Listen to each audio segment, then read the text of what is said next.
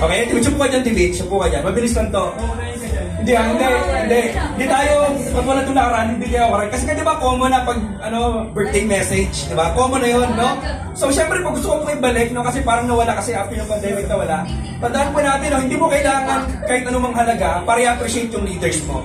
Amen po ba? Amen. Kahit yung message, thank you, kahit yung hindi natagamin po nila. Amen. Kasi po, mahalaga po ang leader sa isang simbahan. Amen po ba? Amen. Okay, so ngayon boss, meron akong question, no? Kasi mag-isip pa kayo ng birthday message, nahihirapan baka magsinungaling pa kayo dito eh.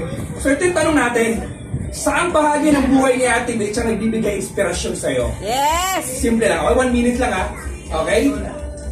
Observe niyo yung question na yan, no? Saan po ba sa bahagi ng buhay ni Ate Mitch na na-bless ka, natuto ka? Okay?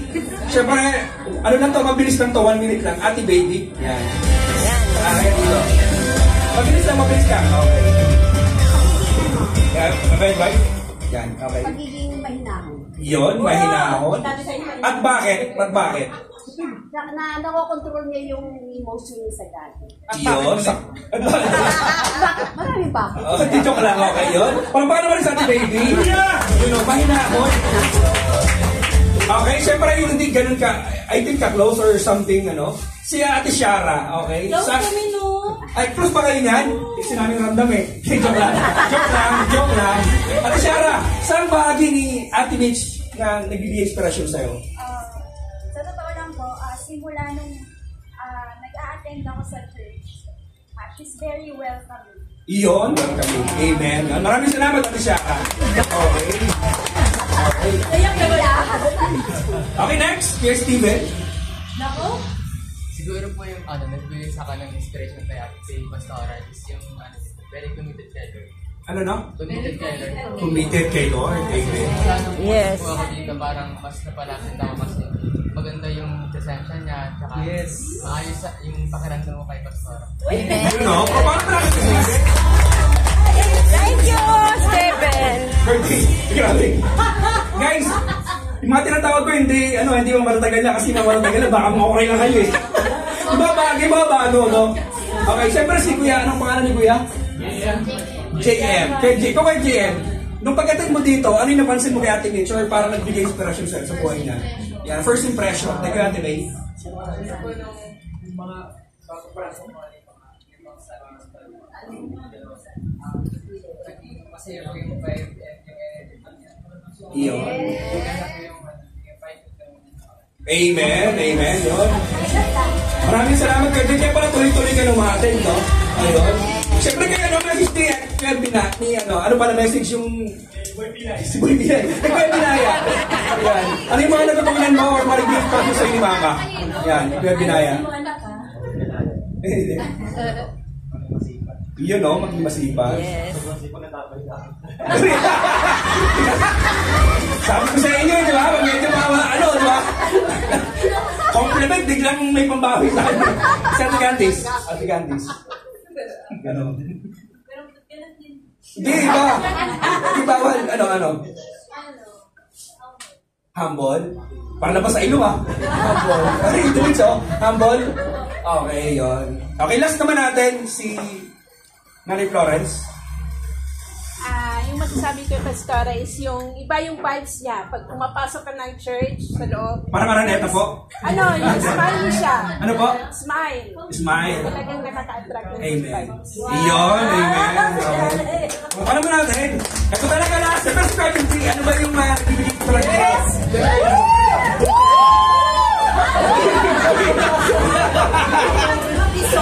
Okay. Siyempre, kasama ko lagi sa bahay yan eh. Kinakabahan ako. Sa atin mismo kasi, masipag talaga yan. Masipag talaga siya. Sobrang sipag na, pagising ko araw-araw, kala ko na sa ibang bahay ako eh. Simula na nasama kami, talagang makita ko. Kaya pinahan ko yan eh. Dahil hindi lang masipag, mahalaga sa mga bata. At madiskari talaga yan. Hindi mo siya makikita ng mga... Yeah, daw. Ano yung mahal sa pagkain? Hindi. Sa totoo lang, everyday kahit ngayon, dahil na nagkakalawin visit kami, sinasabayan ko yan eh. Dalawang itlog lang ako, isang itlog lang ulam yan everyday.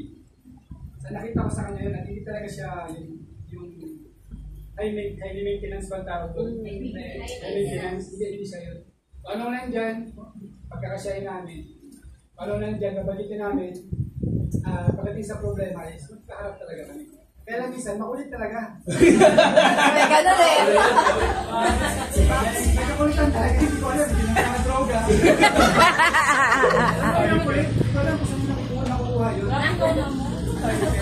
Pero kasama kasi yun bilang mag-asawa eh. Salamat sa Lord na naging ko siya rito sa ministry and sa gawain ng Panginoon. At kaya ako nakakatayo. Kasi nga, isa siya sa nagpapagaan. Okay, yun. Okay. Yun.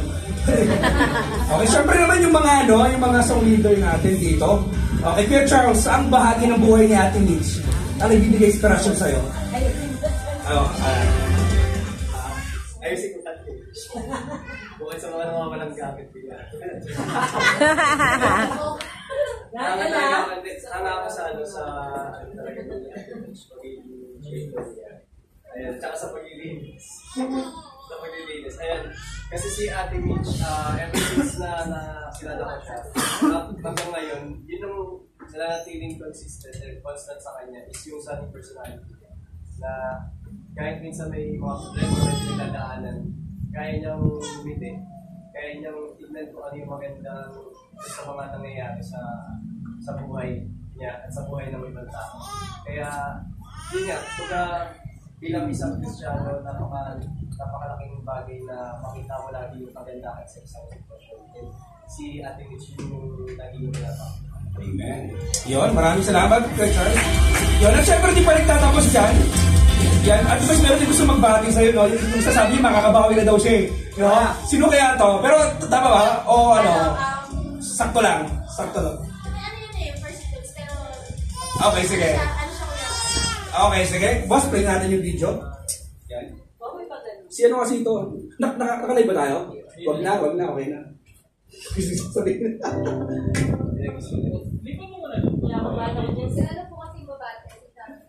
Hindi ano yan. Yung last yung muli si Tita Noemi nandiyan eh. Okay.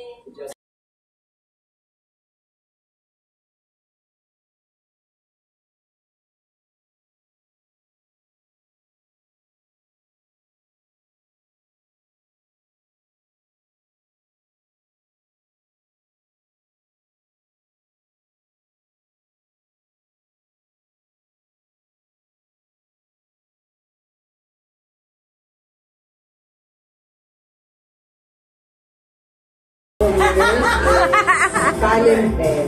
Yes! Ayan, so happy birthday to Tama. Ate Mitch. Enjoy your day. And I pray po na ibigay ng Lord ang desire ng puso mo. And syempre, good health. And marami pang taon ang ibigay sa iyo ng ating Panginoon. Ingat po palagi. Thank you so much po. God bless. Happy birthday, Ate Mitch! Paano ba ko na-describe in one word? Sobrang makulit. Hindi. Sobrang kulit. Pero alam mo naman, yung pagiging makulit mo o yung pang-aasal mo sa amin is yun yung happy pain mo. Ayan na, yun din yung alam ko dun ka nakapag-express ng love mo sa amin sa tuwing kinukulit mo kami. Siyempre, para iwas stress din, lalo na sa'yo, ayan, na hindi nawawalan ng gawain sa loob ng bahay na kahit sobrang liit lang ng bahay, ang dami-dami mong ginagawa, parang kurumpo, ayan, hindi ka napipirme sa isang tabi, no? Maraming salamat sa mga payo mo sa amin. Siyempre sa tuwing ang pangangamusta mo sa amin, salamat dahil hindi mo kami nakakalimutan at hindi ka nagsasawa na kami ay kamustahin, paalalahanan. Maraming salamat sa iyo at kaya sa buhay ni Pastor Junji, sa buong Escalate Family Church na nagiging matatag dahil sa mga encourage nyo at sa mga payo nyo. So happy birthday, Ate Mitch. God bless you more. One word that best describes Mitch, she is compassionate. Compassionate for the lost souls, compassionate for the people in the church, and compassionate to those who need her help. Happy birthday, Mitch. May God bless you with good health, you and your family, Pastor G and Candice and Denaya. And pray always that God will bless you more and more each day. Take care of yourself. I miss you. Happy birthday. Happy birthday! We thank God for your life, for giving us your blessings, for the church. Salamat sa iyong pagmamahal, sa suporta mo, sa pagiging inspirasyon mo sa lahat. You're a beautiful example, lalo na sa generation ngayon, lalo na sa mga kababaihan.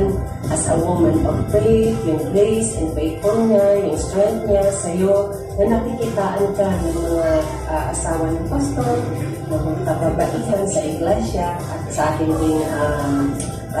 devotion. At pray ko na si Lord ang patuloy na mag-bless sa ministry niyo ni Pastor John D, na patuloy kayong bigyan ng strength, yung family mo, yung overflowing favor ni Lord sa inyo. So, salamat at naging papala ka sa pamilya ng Flores. Mahal ka namin. God bless!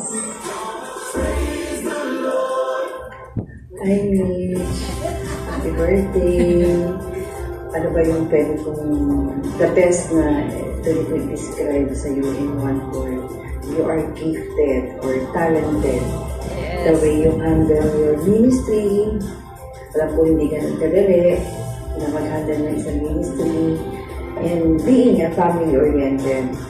That's a gift from God. Blessed birthday to you, my dear inaanak. I pray that God's blessings continue to overflow to your life, bringing joy to you, your family, and everyone you meet. I am blessed and grateful for your life. Love you. Happy birthday.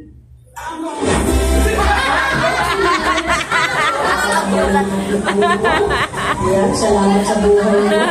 Pinaniwala ako, hindi lang yan ang gagawin ng Diyos, marami pang nakasunod na pagpapala sa ating Panginoon. Galing Hindi ka parati, hindi ka bumabata, marami ka nang nakaramdaman. Pero panalangin ko sa Panginoon, ang patuloy na magbigay ng kalakasan sa iyo. Ang pansit mo, habang sila.